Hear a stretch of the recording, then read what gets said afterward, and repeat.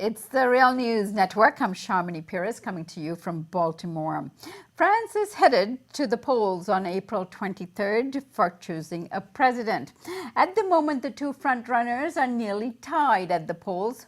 One is the far-right candidate, Marine Le Pen, and the other is former French economic minister, Emmanuel Macron, who is considered a neoliberal centrist. What is unique about these elections is that neither of the leading candidates come from the country's traditional main political parties, the Socialist Party or the Conservative Party. These parties are in severe upheaval at the time. Instead, we have a slightly ahead in the polls is the far-right candidate, Marine Le Pen, who's running on an anti-Europe, anti-immigrant platform, and the second, the 39-year-old Emmanuel Macron, who is running as a centrist in a party called En Marche. He had never held office in the past, at least not elected office. Joining us now to discuss the latest on the French elections is Renaud Lambert. Renaud is an editor of the monthly newspaper Le Monde Diplomatique. Thanks for joining us today, Renaud. Thank you for having me. So, Renaud, there are about 4 weeks left leading up to the French elections. First, tell us what the process is, because there's a runoff. This is a runoff election, and then there'll be another set of elections, from what I understand. And second, what is the situation in terms of the major parties and the reason why they don't have a candidate running that is headed in the polls right now? Right. So yeah, in France, we have two rounds for the elections. So whenever we go to the polls for the first round, we're going to, in all likelihood, select two candidates. At the moment, it looks like Marine Le Pen is going to be one of them. And the big question, who's going to be second? And then we'll go into the second round in order to decide who will be president. I should stress that there are more than 5 candidates, although the media and the polls seem to have decided that only 5 of them deserve to be talked about. For the media, the reason is that the smaller candidates don't poll well. But of course, you have a vicious circle whereby the polls are bad, therefore the media don't talk about the small candidates and the polls get worse. So 5 of them have been pre-selected by the media. And as you say, the two from the traditionally big parties in France are running behind. And the question is why? Well, I think it's because in France we're witnessing exactly what we have seen in other countries like the UK, like America, the States, where the extreme center parties that have traditionally led the same types of policies, neoliberal policies, a little bit more to the right, a little bit more to the left, people are fed up with them. People want to just change this. And instead, what you are witnessing is the rise of a form of right-wing populism. Marine Le Pen in France, Trump in the States, and of course UKIP in the UK, and an attempt to overtake traditional social democratic, social liberal parties to the left. Right. So give us a sense of Marine Le Pen, how popular she is and how did she do in the debates, and is it looking like another Donald Trump kind of election campaign where the far right rises up and takes power? Well, I wouldn't attempt to give you a prognostic on what's going to happen. The situation is very volatile. We observe sudden surges, sudden collapses. Anything could happen. Anything from scandals to a terrorist attack in France. So, we don't know what's going to happen. Marine Le Pen is doing very well. She's reaping the benefit from the lack of will from the entire political spectrum, the lack of consideration for the problems that globalization and in France, the European Union have posed to the common people. So she, as you said, is going on a platform of anti-immigrant and anti-EU, but she's posing as the people's candidate. She says, that their lives are going to improve with her. And I think as we arrive towards the day of the poll, she has to say a little bit more about what she's going to do. Today or yesterday, I can't remember, she talked in front of the main private sector organization. A couple of days ago, there was an article in Le Monde, big newspaper in France, about how investors, foreign investors, were scared about, France leaving the EU. And what we see when the Front National is faced with private sector, with finance, is that they take a different stance. For instance, to the private sector, she explained she wanted longer working hours. People in France don't want that. She wanted further deregulation of working laws. People in France do not want that.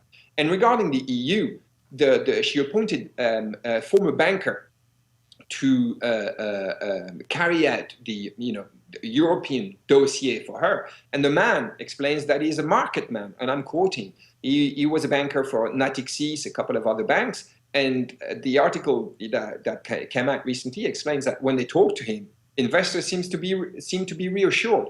So what is coming to the surface is the fact that the Front National's platform is not possible. They cannot, at the same time, make life easier for the private sector and fulfill their promise of making life better for the working people. So this is coming to the fore. I think it won't be news enough for people to turn away from her and choose another option. And how are the people responding to the anti-EU sentiments? Is it like Britain in the sense that people are eager to leave the EU because of the refugee situation? The refugee situation certainly has poured salt on a wound, but the wound was there much earlier. I think what you are witnessing in France is, again, similar to what you're witnessing in other countries, is you have winners and losers from the globalization process. The winners live in big cities. They have intellectual jobs, service jobs, higher pay jobs. They're younger, they speak different languages, they travel, and to them the EU is great because they can go to another country, they don't have to change currencies, it's all perfect, and they can devote time to such ideals as solidarity and being nice to your neighbor. And then you have losers of this globalization process, people who have consciously been pitted in a very tough competition against other workers. This is what the EU has done for most people, working people, placing them in a situation where they have to compete with workers from Poland and other places. And to these people, well, the EU has not worked. They don't have the money to travel that much. They don't care for having to change their currency when they cross a frontier because they don't do it so often, and they tend to live away from big cities because they don't have the money to enjoy big city life. And then so these people are the losers of this globalization process, what has been implemented by this extreme center. Right. And tell us about Emmanuel Macron. Is he's also a banker, I understand, in terms of his past. He was a former economic minister. And I said centrist, but what does that all mean? Well, I guess what you might have meant is that the man presents himself as neither right nor left, which usually in France as elsewhere means that you're to the right of the political spectrum. And the interesting with Emmanuel Macron is that he's posing as an anti-system candidate. And really, when you look at his background, former banker, former finance minister for the current president, the man embodies the system. He is the system, whereas whether you talk about, the political system, the financial system, but he receives so much media help, so much media support and upholding that he's been able to put forward this image of the different guy. He's got a new type of attitude. He's younger, looks different, And but the thing is, Macron is going to be one of the elements that is going to weaken the Socialist Party tremendously. The biggest figures from the Socialist Party are now supporting Macron, even though they organized primaries, which meant that they were supposed to bring their support to the selected candidate. And former Prime Minister Manuel Valls is now supporting Macron, and you have all this clique of high-ranking socialists who are now behind Macron. And one of the positive things that might might happen after this election is the breaking apart of the Socialist Party, with a center-right party around Macron, Valls, and Hollande, and let them drift to the right, and the possibility of a leftist undergroup breaking apart, and who knows, joining forces with Mélenchon or organizing something different. This might be, and I say might be, the one positive outcome of the upcoming elections. Right. But the socialists are running a candidate, Benoit Hamon, and candidate that is representing Hollande's party. So how is he faring in the election process at the moment? Well, not so well. His polls are going down. And as you say, he is a candidate for the Socialist Party. But the big problem for him is that he's not receiving support from, the big wigs in the party, which suggests that, if he were in power, he would have to attempt to unify such a diverse political party. And certainly this would pull him to the right. So people are seeing that Hamon is not so convincing a candidate. At the moment, his polls are going down, and this is a boost to Mélenchon. But Mélenchon is still fourth in the polls. Mélenchon is the far left candidate, Jean-Paul Mélenchon. Tell us about how he's doing in the election, and is there a left turn here at all? Well, there was a big debate between five of the candidates, and Mélenchon fared very well. He was funny, first of all, and everybody likes to laugh a little bit at during an election debate. They tend to be boring and dull in France. I understand it was 3.5 hours, the last debate. It was, but you could actually watch it. It was very interesting. And Mélenchon was very good. He was very sharp, and he has a project. He's the only candidate who actually came up with figures. Now you have hours and hours of presentations of these figures online. And when I say hours and hours, I know that it sounds very dull and very boring, but no, they've done an amazing job at presenting exactly how they would go about, their business. Trying to steer Europe in a different direction. And if Europe and if Brussels doesn't want, then envisage to leave Europe. So there is a kickoff to the Mélenchon campaign, but he's running fourth. There are a lot of people who don't want to vote for him because they're still attached to the Socialist Party. And at this stage, I find it hard to believe that he could make it to the second round. Right, and so there are two critical days, April 16th for the runoff election, and then the actual presidential elections, I understand, will be held May 7th.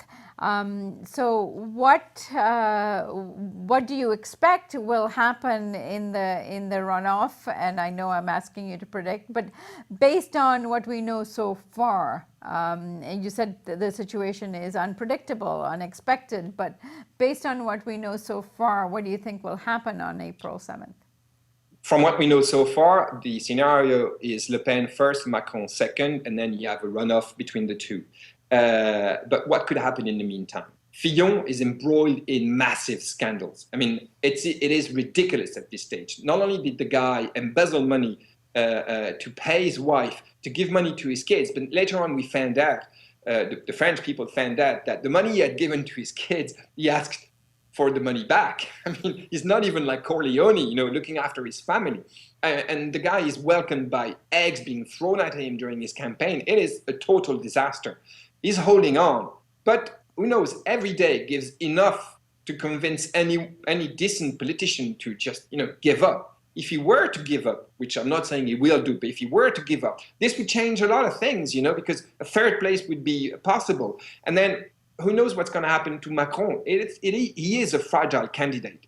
To a certain extent, he is a media bubble. He is responding to a desire. There would not be so many people talking about him, but he is so helped by the media that, these type of bubbles, sometimes they do explode. And then anything could be happening.